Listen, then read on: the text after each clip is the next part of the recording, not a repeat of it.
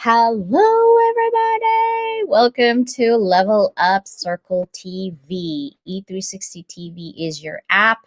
We are also online. Thank you for those who subscribe to our YouTube channel. It is on YouTube, it is on LinkedIn. For those of you who are on LinkedIn, though, I cannot put your comments on the TV because it's a different platform. It's not StreamYard, it's not Restream, it is a TV platform that we're using. So if you would like your comments, your questions highlighted on TV, please make sure to come join at Lua by Doc Leland, subscribe in our YouTube channel. Today is a very special day for a lot of Filipino Americans and Filipino around the world. Today is Filipino American Heritage Month, Filipino American Heritage Month, also Hispanic, actually. I found out domestic violence. There's a lot of going on this month, right? So today our focus is on the Filipinos, and I could not be happier. I am actually joined by none other than Jay Pasqua. He talks about heritage a lot in his audio rooms on LinkedIn. Sherry, we love you, sister. I'm sorry you couldn't find someone to replace your class, but I know that you are here. Homer, it's probably late in the Philippines, midnight, so he may have fallen asleep, but it's okay. We will hold the fort for you. But before we start, I wanted to go over what's happening with Level Up Academy, right? We already have an anthology coming up called Against the Grain. It's going to be with Susanna Don and myself, obviously. And I also wanted to announce that our Beyond Boundaries book, right here, this one, Beyond Boundaries book, I have fulfilled my dreams and my vision. We made enough money on our books physically when we did a book signing at Barnes and Nobles that now all of my co-authors on this book, we now have a forest in Madagascar because I promised that all of the proceeds will go to this offer that we have, right? We're actually hitting 5 ESG goals for the United Nations. And we also gave back about almost 4 hours or so of farmers' time, meaning we actually hired farmers to plant these trees. And then the outcome is now we have a forest under each and everyone's name in Madagascar. I am starting a forest again in Honduras. So when I start my book on anthology again, I'm going to be asking for your help to do the same because we're going to put a forest under our name. And I'll show you guys when I will remember it on my to-do list to share those certifications for you guys. So thank you so much for that. Rebel with a Cause, we are putting our books proceeds to mental health, PTSD, anxiety, all of that. And then the notebook itself will go to autism. Okay. This is in because of our sister Jess that we've lost. She actually posted that she was so excited to be in Rebel with a Cause. So all the proceeds goes towards her cause. I want to dedicate that, our hard work and dedication, to her. And this is going to be coming out this weekend, right? I'm finishing it up. This is our third magazine for reiteration for Level Up Circle magazine. So thank you for all of those who are part of this magazine. October 19th, we have an in-person workshop, guys. It's going to be myself, Dr. Dreyer, and Sandra Gonzalez, and it's all about scaling success through servant leadership. We will have giveaways, books, you name it. I'm also starting a podcast circuit. Go ahead. I just launched this book, and in 5 hours, it went to number one top new release in Amazon. Thank you so much for your support. I appreciate you. This book is literally a journal, but also full of tools that you kind of need to do when you do podcasting.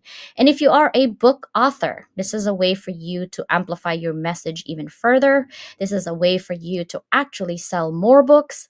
I just went to a Millionaires Club workshop, and I was told by the founder that the way that he actually invited Sylvester Stallone and Al Pacino was through his um, podcast. So I was like, okay, I'm in the right direction to help people. So thank you guys so much for your support. We have a free class coming up on Monday, and you have to be part of our forum to get that link. Just DM me if you need the link, and I'll be happy to share. Last but not least, we are doing again our anthology for Authors Call. If you would like to join our anthology, it is called Against the Grain. That is the book cover that you see right there, Finding Belonging in a World of Resistance. This will close out our Level Up Academy anthologies this year. We started with Beyond Boundaries, we went to Moving Beyond Boxes. Rebel with a Cause was a recent one, and this will end the year for us. And every single book, we don't ever say we guarantee, we don't ever say that, but we will try our hardest. But so far, every single book that we have is number one international bestseller. So we appreciate your support as always. All right. So without further ado, hello everybody. Oh, see, I'm telling you, I wasn't ready. When I was talking to Jay like 2 minutes ago, I literally was like huffing and puffing because I just dropped my daughter off to school. So I'm like, oh, I think I'm ready. We're gonna bring our brother Jay up and see what we can come up for today. Hello, brother. How are you? I am absolutely astounded and humbled that I'm actually here, um, especially to be in your presence. And, um, you're doing so many great things. Um, just knowing you on the LinkedIn community side of things, but just understanding now that your reach is beyond global, it looks like.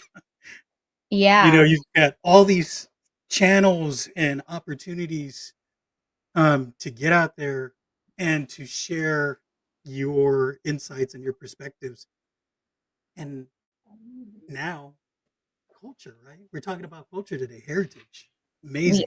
are. We are. And none other, no better person than to talk about this because you really have a passion for heritage. Now, I'm going to start off, first of all, before we go into details. I want everybody to know there's about almost 500 live watchers on our YouTube channel right now watching us. And I want them to know, who is Jay Pasqua? Let's start with that. Who is Jay Pasqua? Well, I'm the storytelling strategist. I help companies and individuals tell their story, brand stories, content creation, employee engagement. These are the things that I really am passionate about. I believe that if we just share our stories with one another, we're going to see the similarities in who we are as human beings instead of all of the divisiveness and differences that people talk about, right? And the more we continue to share our stories, the more that we're going to be able to understand one another on a human level and beyond politics and beyond all the things that really separate us as human beings. So that's me in a nutshell. Um, my philosophy, and it really started when I became a reporter way back. Oh gosh, so many years, so many years ago. I was a cub reporter, and I grew up really in the media industry. I came straight out of high school into the media industry and became a reporter at the age of 19. And I was in that industry for 14 years.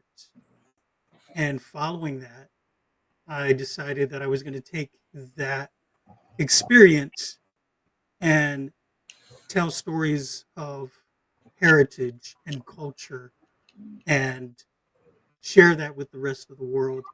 And I did it as an author in several poetry anthologies that have been published all across the globe.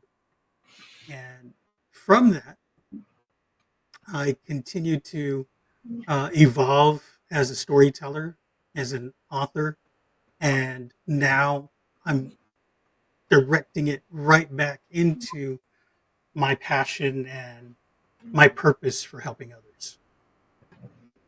Let's talk about your book right up front. Sure. What can we What can we foresee? What's in the book? What's the juicy detail? Talk to me. So the book is pretty much everything that I've gained as far as knowledge and insight into storytelling. And really, many years ago, I don't know if you recall this, but there was a movie with Samuel L. Jackson called Rules of Engagement. And I remember hearing that story or that phrase in the military, right? When interviewing people in the military and talking about war games and battles and things like that, and being deployed, the rules of engagement when dealing with an enemy or a combatant, that's where those rules came into play. And, but just hearing the phrase made it much more, I guess, germane to me because there are rules to engage audiences as a storyteller, whether it be whether either through writing or through public speaking, any of those channels, essentially there are rules to follow to be able to engage those audiences. So I put together these rules of engagement in storytelling. And so there's 10 rules, 10 easy rules to basically help you tell your story in the most effective and efficient way. That's I really what. love it. I love that because we can always learn from people who have done it and maybe a different way of looking at things if things are not working out. So, thank you for sharing that. We're going to flip it a little bit and then let's talk about the history of the Philippines, right? Like, it's a very complex, actually, right? Multiple periods of colonization, resistance, independence, or are we really independent? That's the question, right? But we have really rich cultural heritage influenced by indigenous people. Negritos was the first one, that's where it is, and Malay. We actually had kings and queens, by the way, back in the old days. I didn't even know that until I really dig deep. We have Asian, European, American traditions in the Philippines, and definitely Spaniards, right? And that's how my first language is Old Latin, and I spoke Old Latin in one of your audio because that was my first language. But before 1521, pre-colonial period, the early inhabitants of the Philippines were the Aita. Aita is like the Negritos, right? And then, of course, the Malayo Polynesian. And so I went 23andMe, and I'm actually part Polynesian. And it's so funny. I'm like, oh, wow, that's pretty cool. And then the society and the culture of Filipinos are the barangays, which is the villages, right?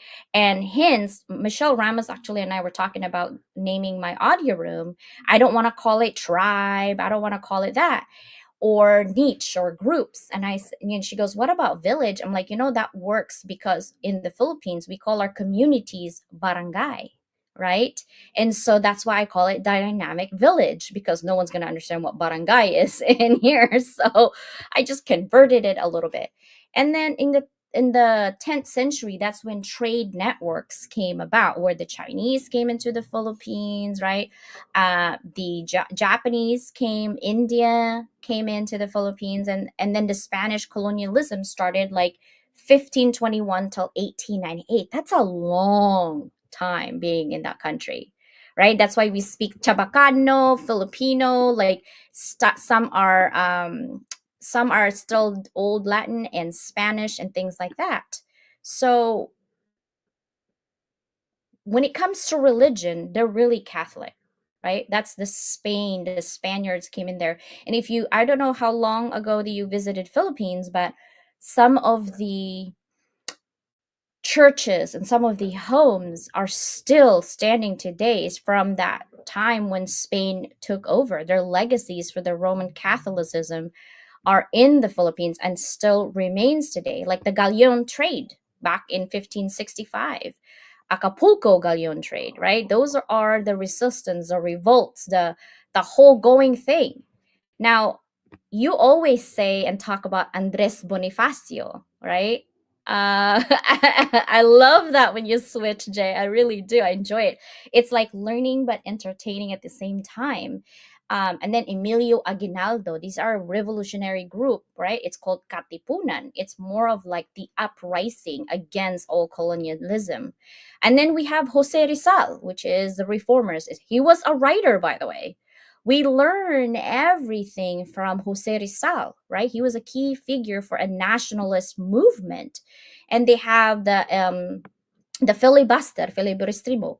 Noli me tangere. I don't know if you guys like that. Is his famous writings. We learn about it in the Philippines, right? And then we have what? The Spanish American War back in 1898. This is when the US came into the Philippines, right? The Havana Harbor, those conflict, the Manila Bay, right? And then in June 12, 1898, we had the Declaration of Independence, right? From Emilio Aguinaldo. Basically, he's like, we are independent now.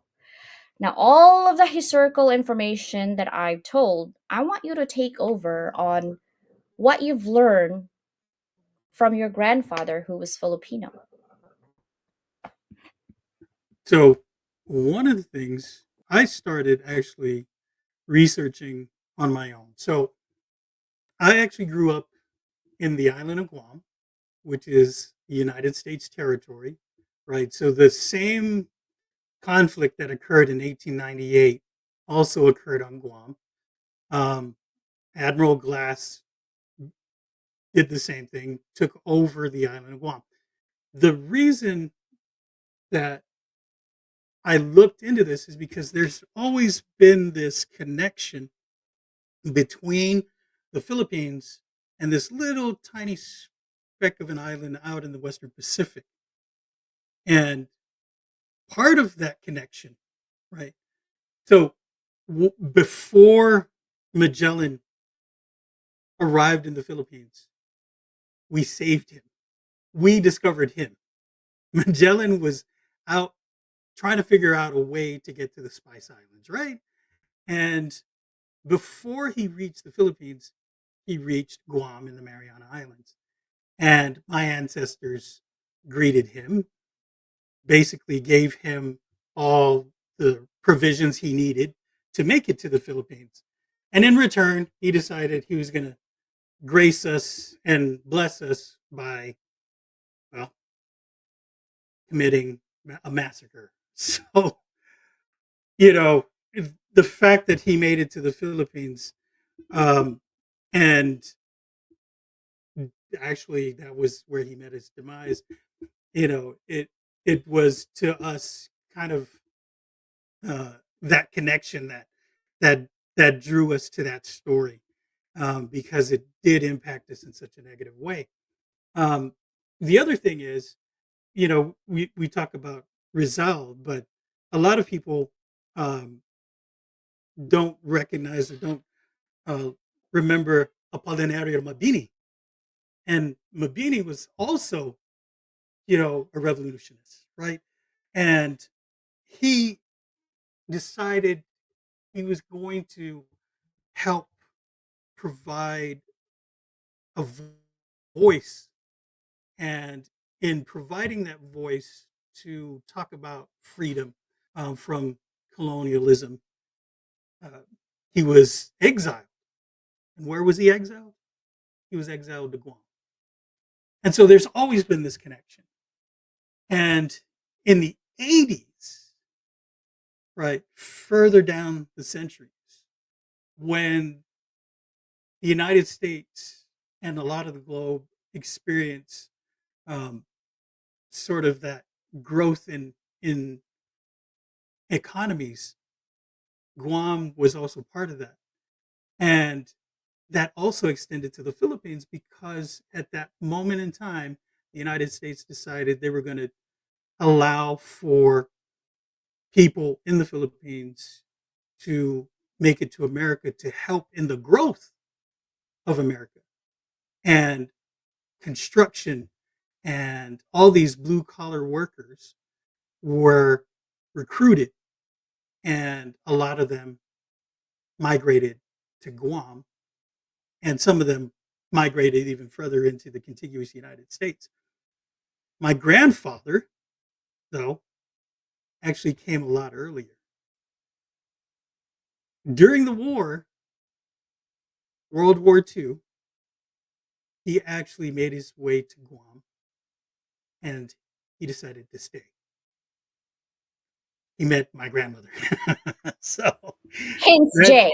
yeah, that's where I come from. That's where the Pasqua clan in Guam comes from. It's my grandfather, Hospicio Pagatan Pasqua, and he's from Ilocos Norte. So That's amazing. And then we were talking about, Filipinos in general when we go to parties.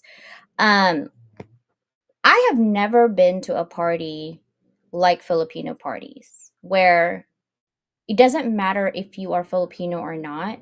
We welcome everybody. We always have a good time. You just have to be ready to sing karaoke. Is all I'm saying.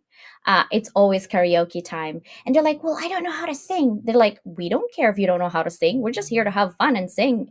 It's all good, right? It's all good in the neighborhood. Like we just do it. And when people, are so shocked when most Filipinos can sing, they're so shocked. For us, it's an everyday thing because it's like breathing in karaoke, right? But on top of that, it's food.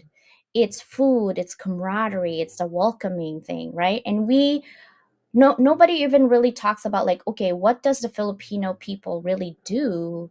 And who are the famous Filipinos out there in the world who are here even in the United States or out there in the world? We talked about Bruno Mars, right? Bruno Mars is part Filipino. Lea Salonga, right? Miss Saigon, Aladdin. She sings Aladdin. Mulan. She also did Mulan, by the way, right? So she was the first one, even like, I don't know how old she was, 18, I think, when she did that. Darren Chris, I don't know if you know him. He's acting in music. He was in the assassination of Gianni Versace, American Crime Story, also on Glee. Vanessa Hudgens, she's also Filipino, right? High School Musical, Princess Switch, Spring. I mean, she is on all of them. How about Dave Bautista, the wrestler? He's yeah, Filipino, that's right? right. Yep, Apple from what is that? Black Eyed Peas. He's also Filipino. Lou Diamond Phillips. You mentioned that. yep, He's an actor. La Bamba, Young Guns, Courage Under Fire. That's Filipino. He's Filipino. Nicole Scherzinger, right? She's also Filipino. The Pussycat Dolls. She's Filipino.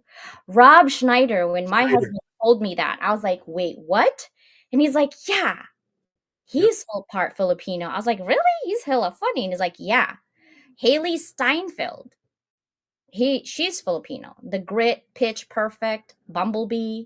These are some famous Filipinos that I didn't think that they were Filipino, because that's what happens. We are a melting pot. We basically, co-create and cohabitate with other people. Now, because today is, I mean, a special month for us, but today we're here to represent that heritage, even though we're part, like, I'm part Chinese, Polynesian, and everything else, but I grew up in Filipino culture. You grew up in probably Guam and Filipino culture as well. But we have a strong ties of our heritage because of storytelling. I know a lot of things about World War II that is not written on the book because of my grandmother.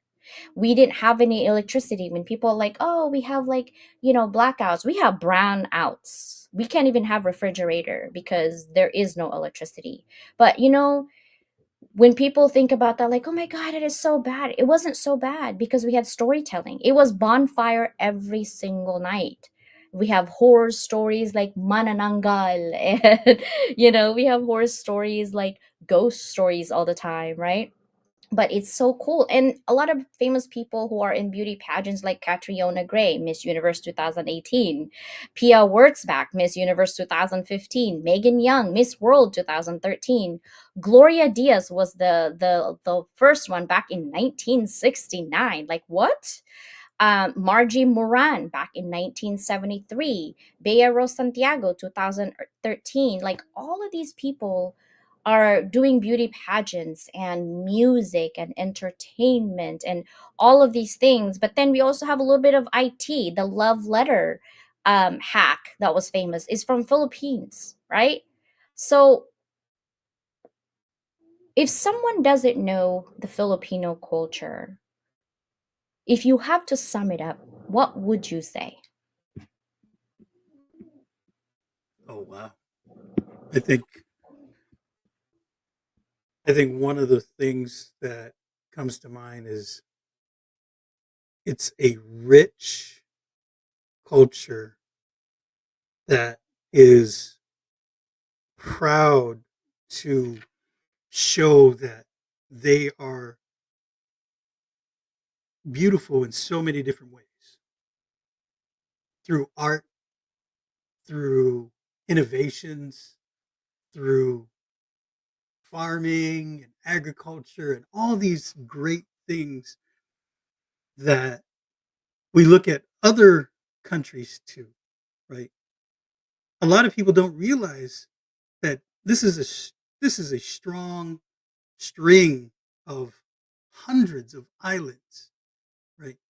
And despite these little rocks out in the middle of the ocean, right? Them being tiny geographical locations, the richness of the culture, and all of the things that you would find on a continent, you can find there in the Philippines. And that, I think, is where a lot of the source of pride comes from. When people think of the Philippines, they some people are like, I'm afraid to go to the Philippines because it's a corrupt country and you get murdered. Yeah, just like any other third world countries, it's gonna be that. But what most people do is judge because they don't know, they've never been. And I would definitely not suggest to go to the Philippines, especially on the outskirts and some of the ones in Mindanao if you don't know anybody. My family's in Mindanao. Um, but I want to invite people to really look at YouTube and see the people who went there, right? Philippines is made up of 7,101 to 102 islands, depending if it's high tide or low tide. We have over 152 dialects, by the way. But beautiful islands and beaches, we're world famous. Did you know, and I actually share this, that one of the most expensive island in the world, $100,000 a night, okay, is in the Philippines. It is not owned by Filipinos. No, it's not. You guys can look it up. I won't tell you who owns it. I know who owns it. But it's happiness and sadness because surrounding that island are the Filipinos who lives in the trash, who don't even have slippers, who can't eat. But we are an archipelago, right? Over 7,000 islands. That's a lot. Often Palawan is very famous in the Philippines because it's world renowned for limestone cliffs and underground rivers and rich marine biodiversity. Hospitality is like no other because we can speak English very well. We love to please people. If you want to look for the country with most people pleasers, that's Filipinos. We love people, right? We love hospitality. We love all of our visitors, and then we like fiesta. We have Sinulog, that's the famous one in Cebu, right? Ati-atihan in Aklan, Pahiyas in Lokban, and Mascara in Bacolod. But the most famous one that even my Caucasian friends wants to go is Sinulog because the party is on the street. Like you know how they have, what is that thing that we have, Mardi Gras or something like that? We take it to 10 times leveled up in Sinulog. I mean, the food, the cuisine, lechon, adobo, sinigang, right? Halo-halo, like you name it. Those are amazing food. But then, people make fun of other things that we do. I'm like, not all people do that. We don't eat below all of them. But at the same time, we have very strong family values, right? The culture really, I think, is centered on family, right? It's essential part of our identity is to talk about family, our generations, our multi-generation household. We love music, we love talent, but we also have boxing and sports. I mean, look at Manny Pacquiao, right? I Sure. mean, I wouldn't talk crap behind him or in front of him or next to him. Like I wouldn't do that, right? Like, but through our history, we've struggled. We've struggled to create independence, but we're resilient people. No matter what the challenges are, Filipinos' character is to keep leveling up. We have disasters, we have typhoon, heck, we have volcanic eruptions and earthquake and monsoon. But yet, when there's flooding, kids literally just float and have fun, right? What are your thoughts on that? I think that's part of that beauty I was talking about. The resilience, the tenacity. Um, you know, there's a lot of it also has to do with faith and family, right? Like you're talking about the fact that it's not just extended family. There's no such thing as extended family. It's just family. You know, you know, ates and it just goes on and on.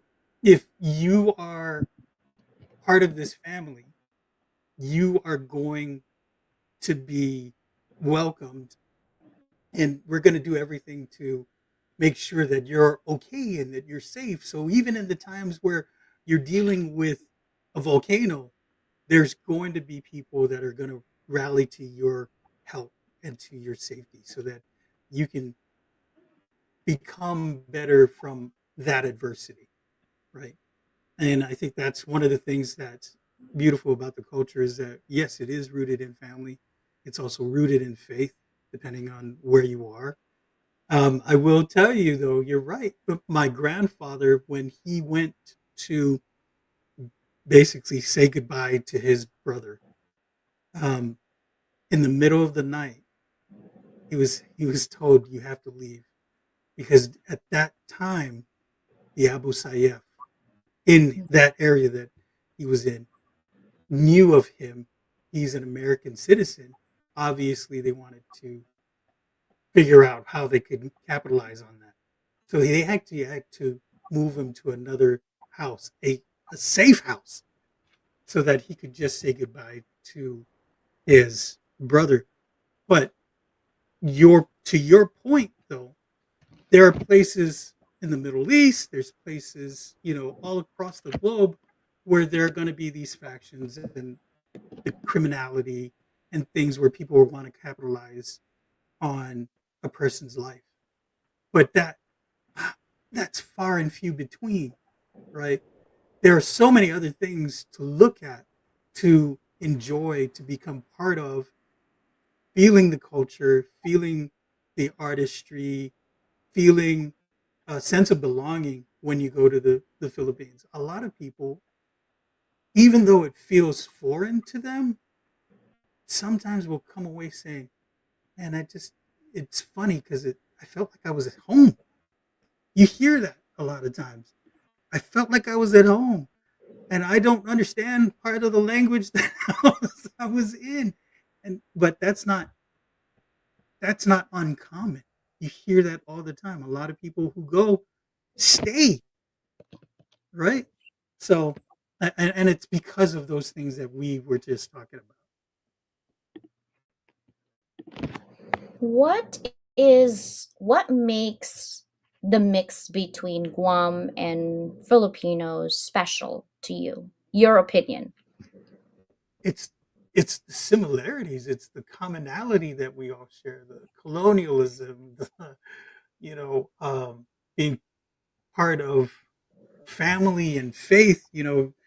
Like you mentioned, there's Catholicism in the Philippines, and obviously, because of the Spanish heritage that we have as well, we were also indoctrinated into Catholicism. So all of those historical connections really have allowed us to come together as people, and the other thing is food. We have a common theme. I, my wife and I, we know how to make lumpia. We know how to make adobo. We know how to, you know, I know how to cook lechon. Right? Sitting there for hours, watching the pig turn on a spit. Right? It's like this would be so great in a few hours. But all those things. And we also have our version of and dinuguan, right? But who eats that? Oh, it's like ugh. but it's delicious, right? But a lot of people, if you don't venture out and experience, the provinces, right, you're not going to get a sense of that true feeling of being in the Philippines, understanding the culture, feeling what it's really like, in these places, and to see in juxtaposition to that the cities, right? The cities like Manila and Makati, right? These places that have great industries and a lot of shopping, right? There's you can't even, I mean, there's a lot of shopping, right? And a lot of people from Guam go there.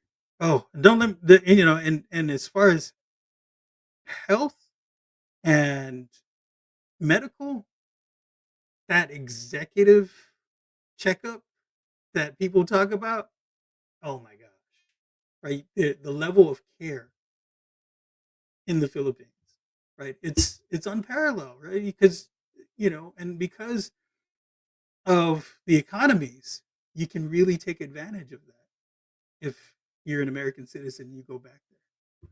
So all of those things, right? It endears us who are diaspora to want to go back, and it's there's a little bit of romanticism in that, a little bit, but I think overall, because for me, being Chamorro, being from Guam, and having the heritage of the Philippines also together, um, it just makes for rich storytelling. I love that, right? If you think about it, it's a culmination of what truly is being you, right? People always say, oh, these are that. There's always negative and positive, by the way, to every culture, just to let you know. And when you talk about Abu Sayyaf, when I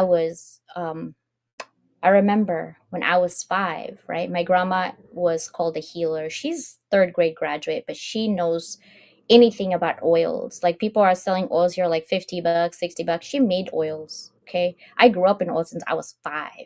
And she knows how to pick all of them. And I asked her, I'm like, Grandma, how do you know that's not poisonous?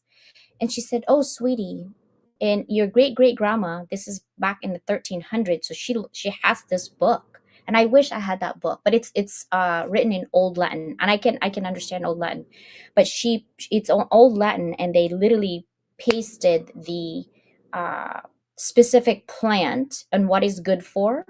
Since 1300s, my family had that book.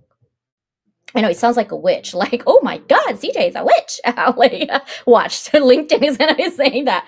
But this book literally has that. And she would go to it and every we call it kalag, which is, Halloween here in the Philippines, in America, but in the Philippines we call it kalag. It's we celebrate the spirits. If you see the Chinese, they will offer fruits and alcohol and things like that and drinks like that for our ancestors, right? That's how they do it in the Philippines.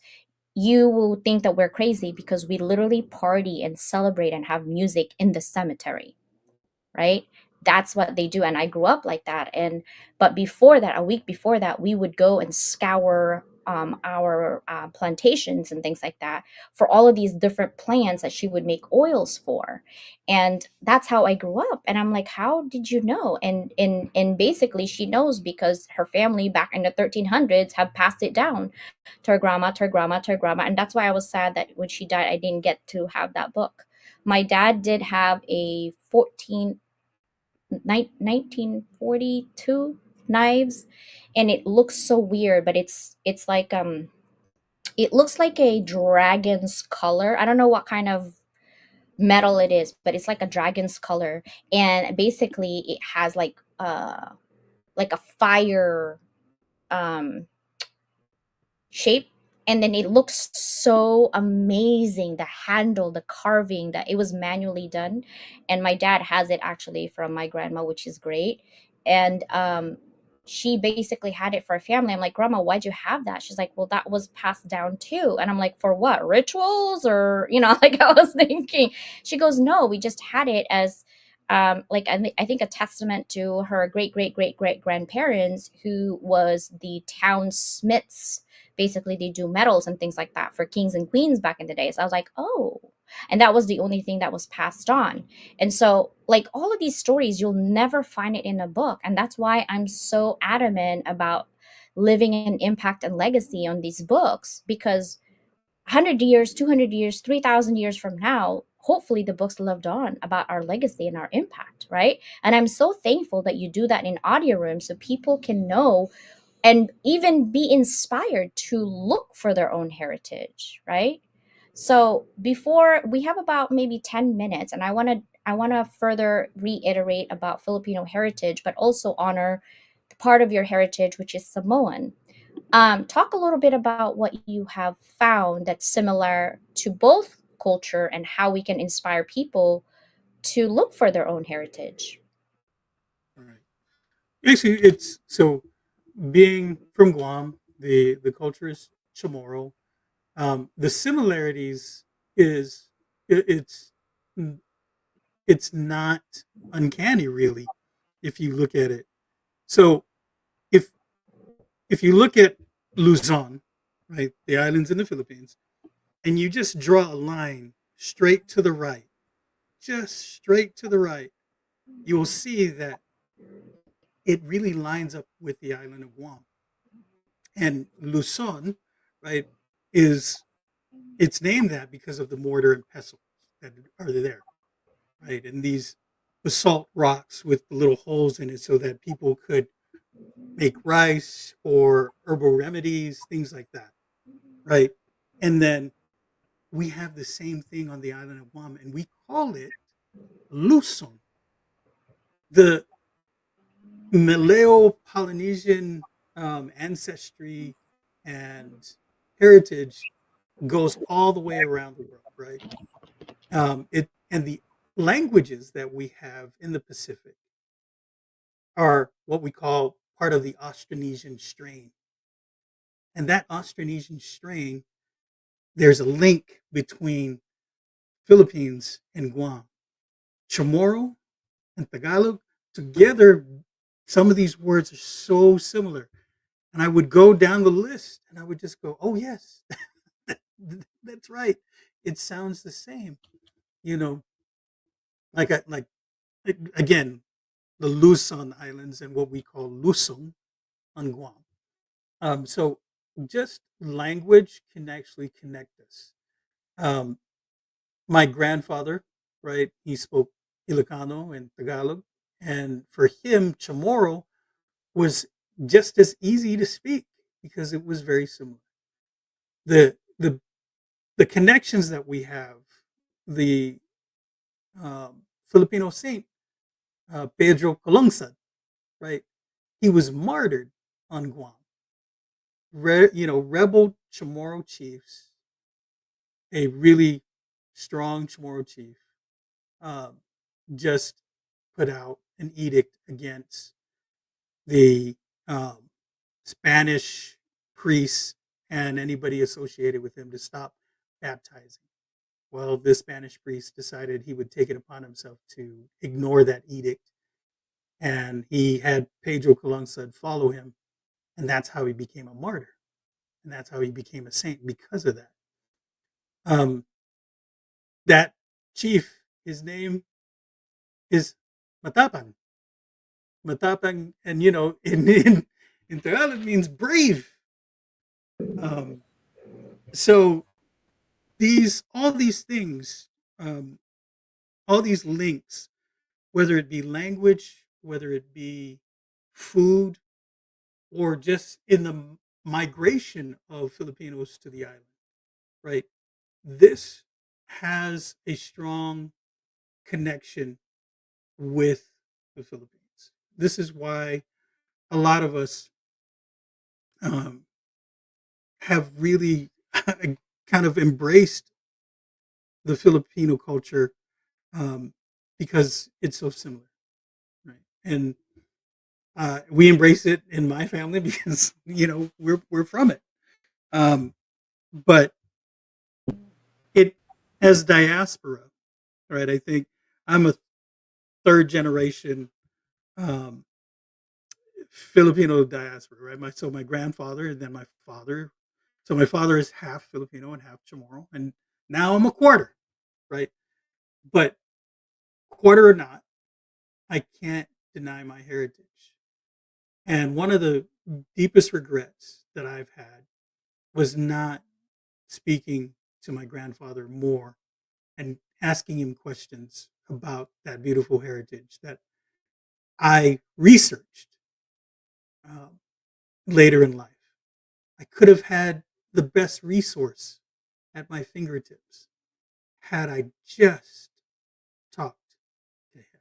And I did, but it was in his last days. He was at hospice.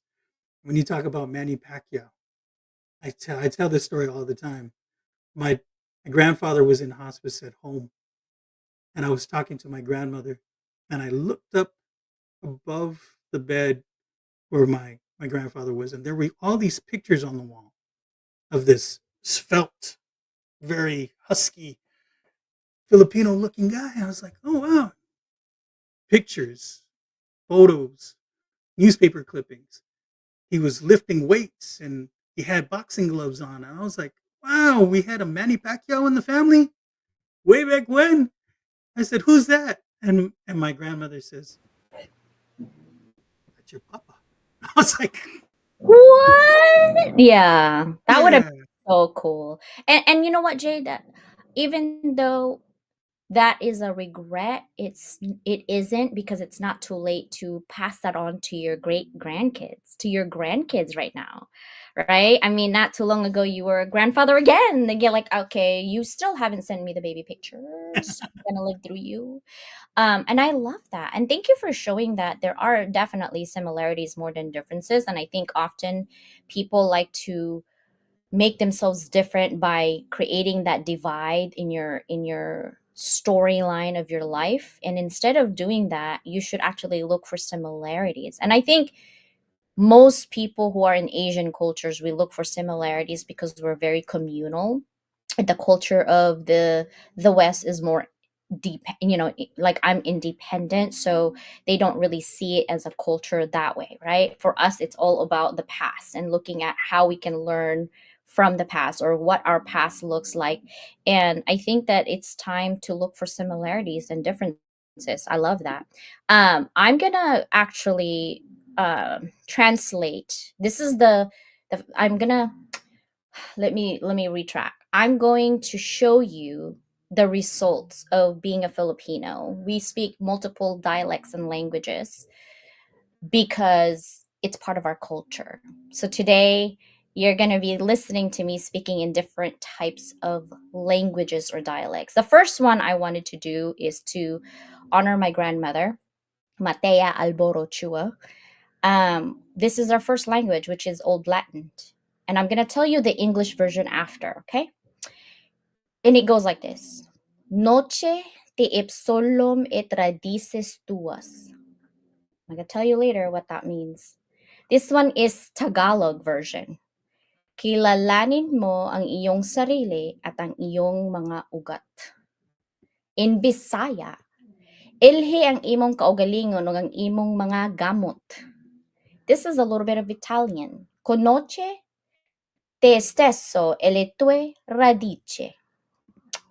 You guys want to know what that means in English? Know yourself and your roots. Jay, before we end, any last minute, pretty much knowing what Filipino Heritage Month is all about? I think um, one of the things that I would encourage people to do is not be like me, and especially those of us who are diaspora, right? Get to know your Lolo, right? Don't forget where you come from and ask those questions. And don't be afraid to get the answers, whatever they may be, right? Because from that, you're going to learn so much more about who you are and maybe even why you do the things you do. Because a lot of those things have been passed down for generations. the things that we've just taken for granted. You know, the tabo. Why we just something so simple? You went there. You went there. You know, we needed that for 2020 instead of toilet paper. I'm just saying. Yeah, why do we do the things we do? Yeah. And I joke a little bit, but it's the truth, right? Get to know our elders, and you'll find that there's a richness in our culture.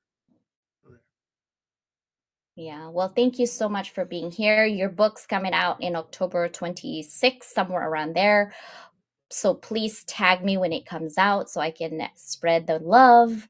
And also, guys, please always support. We love you. Jay, when is your audio room usually?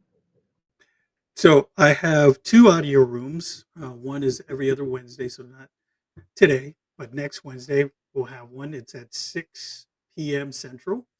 Then I always have one on Saturdays, story time with Jay and friends, and that starts at 9 a.m. Central. It's a really early time for those of you Pacific time, but Yeah, it's 7 a.m. I'm usually on that one though, because I get up early, so I'm usually on that one. Yeah. but and I talk about Chamorro culture from the Mariana Islands, but I also talk about Filipino culture and its relation to Guam, um, and all the similarities that we have, and all the historical things that have happened in both regions. So look forward to that. Well, thank you so much for being here, Jay. I appreciate you. Level Up Academy appreciates you, and we will see you soon, brother. Bye, everybody. Thank you so much for your support. And for those who stayed in here and have a conversation with us, for Matt, Noni, I believe my sister Susanna is here, Agape, Mike was here, Crystal, also, April. Thank you guys so much for showing up. We love you, we appreciate you, and we will see you again on Sunday for our another TV show. Bye, everybody.